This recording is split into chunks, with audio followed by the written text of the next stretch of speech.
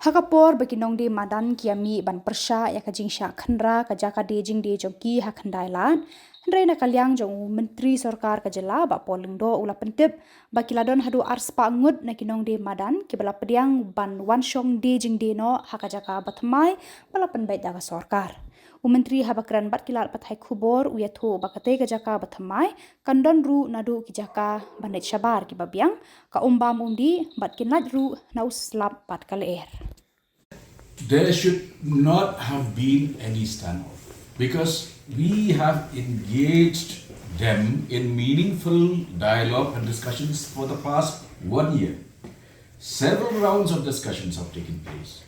They have agreed to the conditions of their shifting, and now they are vending on the road, okay, where they do not have proper shelter.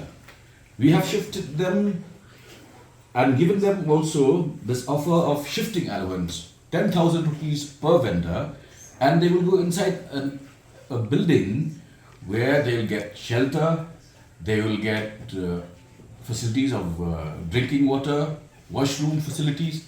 All these have been given to them. And the terms and conditions in those discussions also saw the participation of leaders like from the NGOs. We had the KSU, we had the Sinjuk Kiran Bashnam represented by Rabla. They all were part of this discussion. Now when we come to the point of actually implementing the decisions of the town vending committee, suddenly somebody decides to backtrack. What do we do?